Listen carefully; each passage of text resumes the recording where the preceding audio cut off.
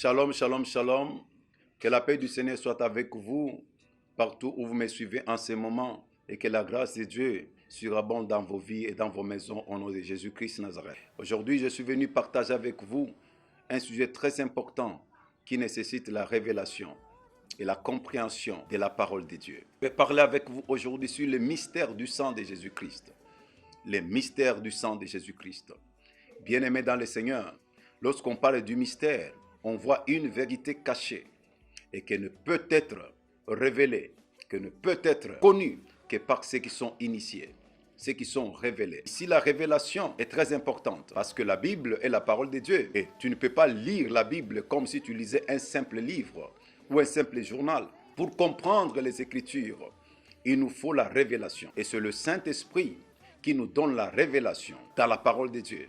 C'est le Saint-Esprit qui nous illumine. C'est le Saint-Esprit qui ouvre notre esprit, notre intelligence, pour que nous puissions saisir la profondeur qui est dans la parole de Dieu, les secrets qui sont cachés dans la parole de Dieu. Le sang, en général, a un pouvoir. C'est la raison pour laquelle vous allez constater que les personnes qui sont plongées dans l'occultisme, dans le satanisme, dans le fétichisme, ils aiment toujours sacrifier parce qu'ils savent qu'en sacrifiant, ils auront un certain pouvoir spirituel, une certaine puissance sur le plan spirituel pour continuer à faire du mal aux êtres humains. Le sang représente la personne. Le sang représente l'être en question. C'est pourquoi, quand vous vous rendez à l'hôpital et que le médecin prélève votre sang, à partir des analyses qu'on peut faire, on peut comprendre tout ce qui se passe dans ton corps. Cela veut dire ton sang donne les informations sur toi auprès du médecin. Le sang est un mystère. Le sang a un pouvoir spirituel. Bien-aimés dans le Seigneur, nous sommes en train de parler aujourd'hui sur le mystère qui est dans le sang de Jésus-Christ. Le mystère du sang de Jésus-Christ. Le sang de Jésus-Christ n'est pas le sang d'un homme, c'est le sang de Dieu. Parce que Jésus-Christ est Dieu. La Bible dit, il est conçu par la puissance du Saint-Esprit. Il est né par la puissance du Saint-Esprit. Il a vécu sur cette terre sans commettre de péché. Il est Dieu fait chair. Jésus-Christ de Nazareth, et son sang est divin. Pourquoi est-ce que nous voulons parler sur le mystère du sang de Jésus-Christ? En d'autres termes, sur la puissance qui est dans le sang de Jésus-Christ. Retournons un peu dans l'Ancien Testament pour comprendre un peu quelque chose qui va nous éclairer sur le sang de Jésus-Christ. Nous sommes dans le livre de Lévitique, chapitre 17, à partir du verset 10 jusqu'au verset 11. Lévitique, chapitre 17, Verset 10 à 11, la Bible dit ceci. Si un homme de la maison d'Israël ou des étrangers qui séjournent au milieu d'eux mange du sang d'une espèce quelconque, je tournerai ma face contre celui qui mange le sang et je le retrancherai du milieu de son peuple. Car l'âme de la chair est dans son sang. Je vous l'ai donné sur l'autel afin qu'il servît d'expiation pour vos âmes. Car c'est par l'âme que le sang fait l'expiation. Gloire au Seigneur. Dieu demanda à son serviteur Moïse d'instruire tous les enfants d'Israël de ne pas manger le sang des animaux. Pourquoi? Parce que ce sont ces animaux-là, c'est le sang de ces animaux-là qui devrait être versé sur l'autel pour l'expiation de leurs péchés. Ainsi, au lieu que le pécheur meurt à cause de ce péché, c'est l'animal qui prenait la place du pécheur. Il était substitué à la place du pécheur. Ainsi, le sang de l'animal représentait le sang de celui qui a péché. Et Dieu, quand il voyait ce sang-là, il pardonnait au pécheur, expiait ses péchés et le laissait ainsi en vie. C'est pourquoi Dieu dit, personne des enfants d'Israël ne devrait manger le sang des animaux, parce que l'âme de tout être est dans son sang. Quand nous regardons ce qui s'est passé dans l'Ancien Testament, nous comprenons, selon les Écritures, que cela n'était rien d'autre que l'ombre des choses à venir. Les animaux qui étaient sacrifiés sur l'autel, le sang des animaux qui étaient versés sur l'autel, n'était autre chose que le type du véritable agneau qui devrait venir pour sauver l'humanité, du véritable agneau qui devrait venir pour verser son propre sang, afin que l'humanité soit sauvée, afin que toi et moi, non seulement que nos péchés soient expiés, mais que cette fois-ci, le péché soit ôté même. C'est la raison pour laquelle le sang de Jésus-Christ est différent du sang des animaux. Dans l'Ancien Testament, le sang des animaux couvrait les péchés, expiait les péchés. Mais le sang de Jésus-Christ ne couvre pas les péchés, mais le sang de Jésus ôte les péchés, enlève les péchés depuis ses racines. Gloire au Seigneur Jésus-Christ. Jean-Baptiste parlant de Jésus-Christ, dans Jean chapitre 1, verset 29, il dit de Jésus, « Voici l'agneau de Dieu qui ôte le péché du monde. » Gloire au Seigneur. L'agneau de Dieu, le véritable agneau, c'est lui qui était prévu pour ôter le péché de l'humanité, pour sauver toute l'humanité. C'était Jésus-Christ Nazareth. Ainsi, son sang est divin. Son sang a la puissance. Son sang a un pouvoir spirituel de sauver, de purifier, de sanctifier, de pardonner, de protéger, de guérir et de faire autant de choses dans la vie de ceux qui croient en Jésus-Christ, dans la vie de ceux qui ont placé leur confiance en Dieu. Bien-aimés dans le Seigneur, le sang de Jésus-Christ communique la vie. Ça, c'est le premier mystère qui est dans le sang de Jésus-Christ. Le sang de Jésus donne la vie. Dans Jean chapitre 6, versets 53 à 56, Jésus-Christ un jour s'est levé au milieu de ses disciples avec une grande foule qui l'entourait. Et Jésus dit, « Si quelqu'un mange ma chair et boit mon sang, il aura la vie éternelle, il ne mourra pas. C'est lui qui mange ma chair et qui boit mon sang a la vie. » Gloire au Seigneur. Si dans l'Ancien Testament, il était interdit de manger le sang des animaux, mais quand l'interprétation exacte des Écritures est arrivée, parce que Jésus-Christ, c'est lui, la vraie interprétation de tout ce qui est écrit dans l'Ancien Testament. Quand lui arrive, il dit, il faut manger ma chair, il faut boire mon sang. Ça nécessite une révélation, ça nécessite une compréhension spirituelle par le Saint-Esprit, pour que tu saisisses le mystère et la puissance qui est cachée dans le sang de Jésus. Dit, celui qui boit mon sang a la vie. Le sang de Jésus-Christ donne la vie. Et le mot vie, en grec ici, c'est Zoé. Ce qui veut dire la vie de Dieu. C'est-à-dire, celui qui prend le sang de Jésus-Christ, qui croit en son sang, il reçoit la vie même de Dieu, parce que le sang représente la personne elle-même. C'est pourquoi il est important ici de comprendre l'importance de la Sainte Seine.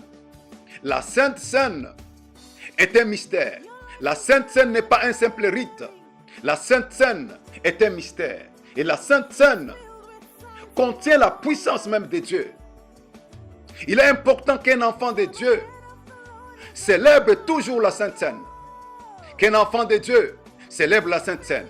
Que ce soit en famille, que ce soit personnellement, et dans l'église, dans la communauté. La Sainte Seine est une puissance. La Sainte Seine est un mystère.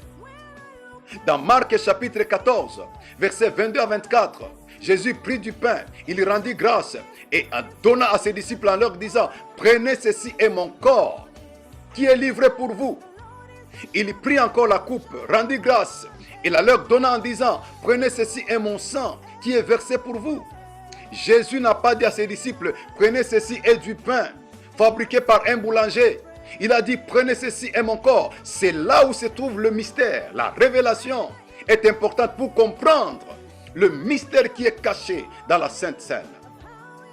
Mon frère, je t'exhorte de toujours faire la Sainte Seine dans votre famille et faire la Sainte Seine personnellement, même si vous entrez dans votre bureau. Bénissez le pain, bénissez le vin et déclarez par la foi au nom de Jésus-Christ, ceci est le corps de Jésus et ceci est le sang de Christ, et prenez-les. Vous serez étonnés que la vie de Dieu sera communiquée dans votre corps et dans tout votre être. Jésus-Christ est Dieu, son sang est divin. Et parce que son sang est divin, en le prenant, vous avez la vie de Dieu. Et Jésus n'a jamais été malade. Et tu es capable de vivre en bonne santé à travers le sang de Jésus-Christ, parce qu'il est puissant pour te communiquer la vie dans ton corps, la vie dans ton âme et la vie dans ton esprit. Le sang de Jésus-Christ communique la vie. Alléluia. Gloire au Seigneur Jésus-Christ. Gloire au Seigneur Jésus-Christ. En ce moment précis où le monde est troublé avec la pandémie de coronavirus, je vous exhorte d'appliquer le mystère qui est dans la parole de Dieu. Faites la Sainte Seine, mangez-la en famille, faites la Sainte Seine. La vie de Dieu sera en vous. La vie de Dieu vous sera toujours communiquée. La vie de Dieu va toujours circuler dans votre sang, parce que le sang de Jésus-Christ communique la vie. Alléluia. Gloire au Seigneur Jésus-Christ. Il y a 7 bénédictions. Il y a 7 choses que le sang de Jésus-Christ peut donner à une personne, parce que le sang communique la vie. Dans Apocalypse chapitre 5, verset 12, la Bible dit: l'agneau qui a été immolé est digne de recevoir la puissance, la richesse, la sagesse, la force, l'honneur, la gloire et la louange. Gloire au Seigneur. On dit l'agneau qui a été immolé, en d'autres termes, parce que l'agneau a versé son sang. Le sang versé a la puissance de conférer la puissance, a la puissance de donner la richesse, la sagesse, la force, l'honneur, la gloire et la louange. Le sang de Jésus-Christ donne la puissance. Le sang de Jésus-Christ donne la richesse. Tu n'as pas besoin de sacrifier quelqu'un dans ta famille pour être riche. Tu n'as pas besoin de sacrifier les animaux. Il y a quelqu'un qui s'est sacrifié à la croix de Golgotha et qui a versé son sang pour que par lui, tu sois riche. Crois en la puissance du sang de Jésus-Christ. Le sang de Jésus-Christ donne la sagesse. Le sang de Jésus donne la force. Le sang de Jésus donne l'honneur. Le sang de Jésus donne la gloire et la louange. Le sang de Jésus-Christ. Parlons maintenant sur le deuxième mystère qui est caché dans le sang de Jésus. Le sang de Jésus-Christ parle. Dans Hébreux chapitre 12, versets 22 à 24, la Bible dit que le sang de Jésus-Christ parle mieux que celui d'Abel.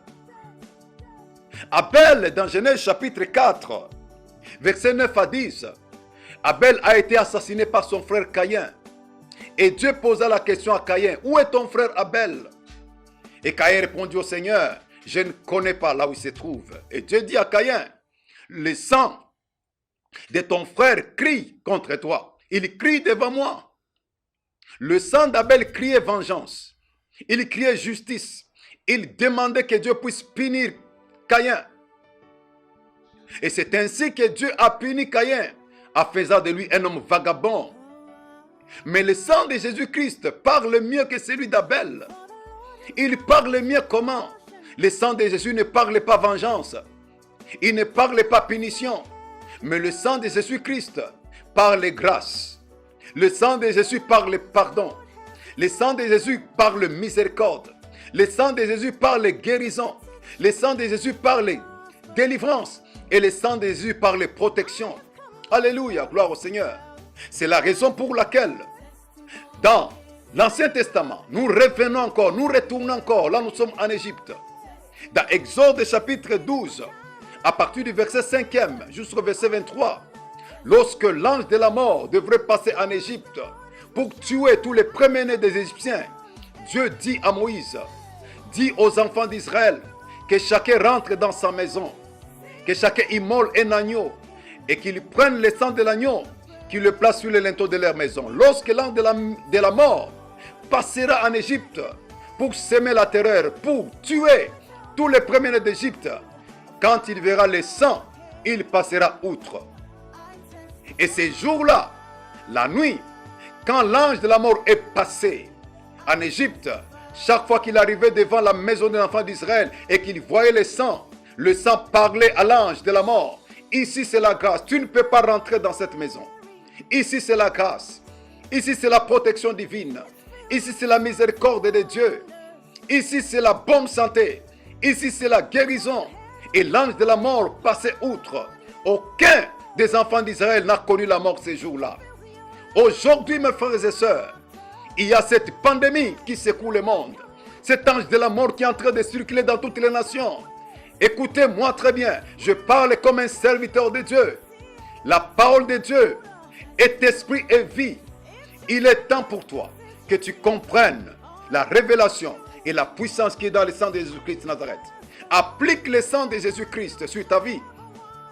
Applique le sang de Jésus-Christ sur ta maison, sur tes enfants, sur tout ce que tu fais. Dis au nom de Jésus-Christ, je me couvre par le sang de Jésus. Que le sang de Jésus couvre mes enfants, qu'il couvre ma maison, qu'il couvre ma famille, qu'il couvre tout ce qui m'appartiennent. Au nom de Jésus-Christ de Nazareth, je te dis la vérité, parce que la parole de Dieu ne trompe pas. L'ange de la mort n'entrera pas dans votre maison. L'ange de la mort ne touchera aucun de membres de ta famille, parce que le sang de Jésus-Christ parle. Il va parler pour vous, il va parler pour votre maison, il va parler pour votre famille, il va parler pour tout ce que vous faites sur la terre. Le sang de Jésus-Christ parlera pour votre guérison, pour votre délivrance, pour votre protection. Il parlera grâce pour vous.